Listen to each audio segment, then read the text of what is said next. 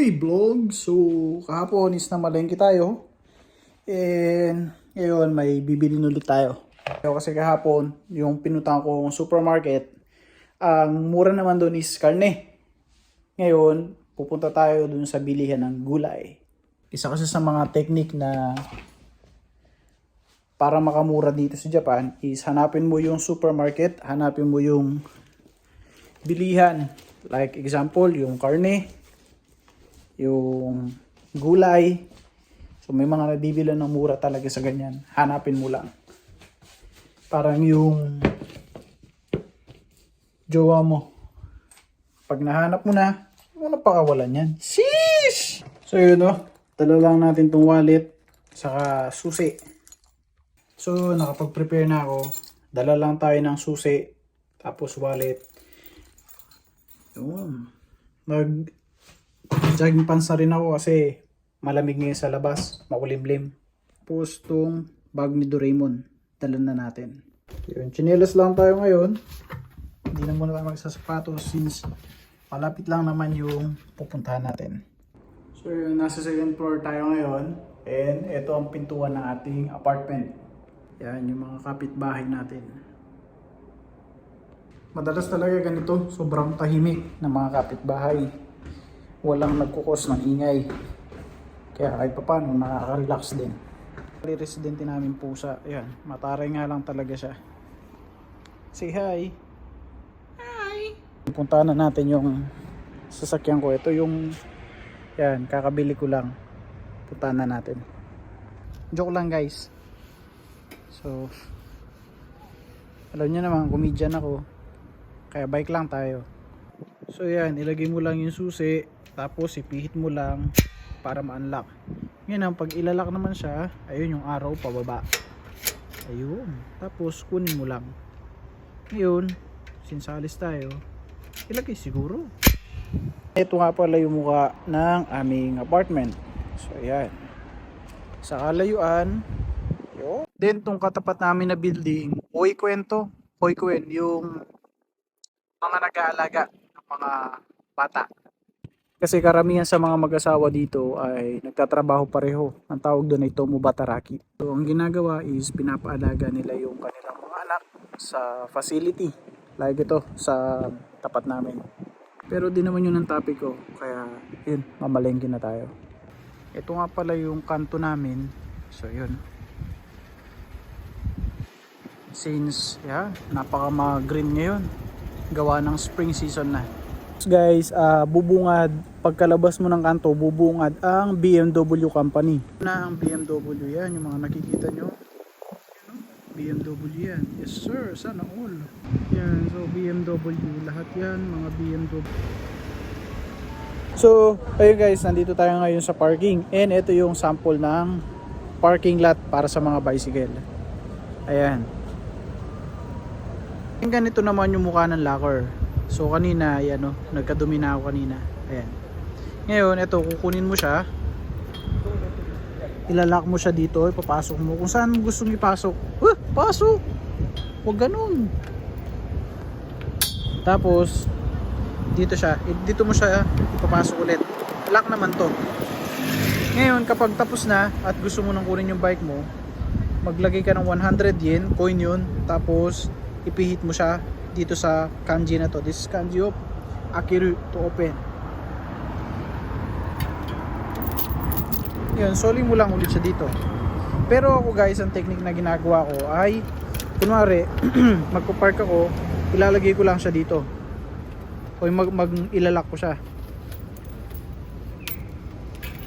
May mga time naman na makikita ka ng mga ano dito, mga personnel. So, lalagyan nilang ticket yung upuan ng bike mo. So, ingat na lang. So, yun no. Ako, wala pa naman. Di pa naman ako naka-experience ng ganun. Pero, sa mga kababayan, ingat na lang din. Kung ayaw nyong magkaroon ng ticket, magbayad na lang kayo ng 100 yen. Huwag nyo magahin. Yes, sir. So, punta muna tayo sa Donki. Pilihan to ng mga murang gamit. Murang pasalubong. Pero syempre di pa naman tayo magpapadala at wala na ako dishwashing liquid kaya dito ako bumibili. Ngayon papakita ko sa inyo yung loob. Kuha ka lang ng kuha na tayo ng pushcart. Kuha na rin ng basket. Ganito yung muka ng donkey. Iba't ibang paninda. Yan. Seasonal man yan o hindi. Gamit sa bahay, pagkain. Yan, dito ako bumibili ng ng sabon, dishwashing liquid. Ngayon wala yung brand na binibili ko.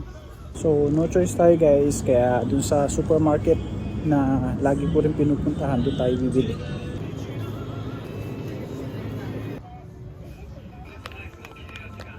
Isa sa mga sample din ng parking dito ay ganitong type. Yan o.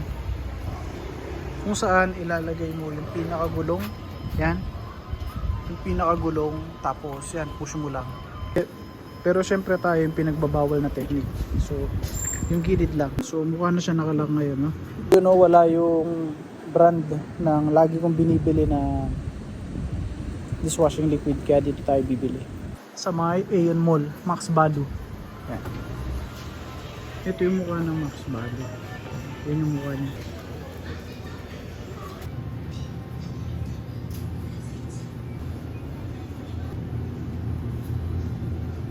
Ito yung lagi kong binibili. Manos to, mabula. Para siyang joy sa atin sa Pilipinas. So yun, nakakuha na tayo, nakabili tayo ngayon, magbabayad tayo ngayon. Nakakatuwa lang dito sa Japan kasi wala silang pakialam sa'yo. Kasi dito sa kadalasan ay ikaw na mismo magpapunch. Pakita ko sa inyo. Sample, no? Kung sino bumili, sila na mismo din yung magpapunch. Ito yung machine. So ayun guys, ito ang pipindutin natin. Since meron tayong dalang bag, ayun, ito pipindutin natin.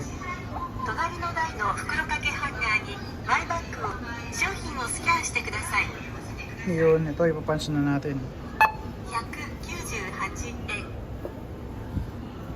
Tapos Shiharai payment. Tapos Genkin cash. Since meron akong point card, gagamitin ko to. So yan, total of 217. Medyo may kamahalan siya pero okay na. Ngayon, since cash siya, lalagay natin dito coin.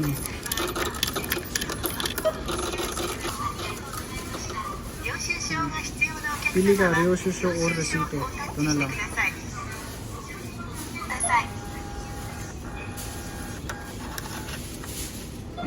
And guys, ito ngayon lumakas ang ulan. Kasi yung supermarket, tapos sa katapat niya, nandito na yung pinagbibilang ko o yung madalas kong pinupuntahan na bilihan ng gulay, prutas dito. Kung papasin nyo, tanghali na pero marami pa rin yung customer nila.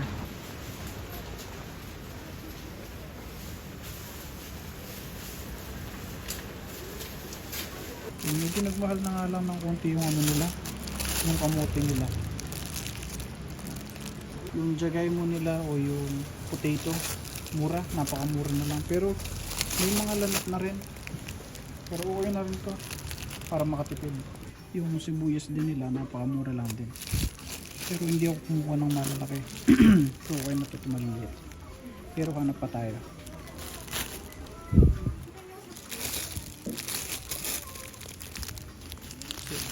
By 4 talaga. Dito naman sa bawang, kadalasang binibili yung by 2. Pwede naman ito maramihan, pero okay na to. Yung carrots naman nila, napakamura, 100 yen lang. 3 pieces na malalaki. So kuha tayo nito isa. Tapos yun, fresh na fresh yung broccoli nila. Kuha na rin tayo ng isa. Yun, medyo mahaba-haba yung pila.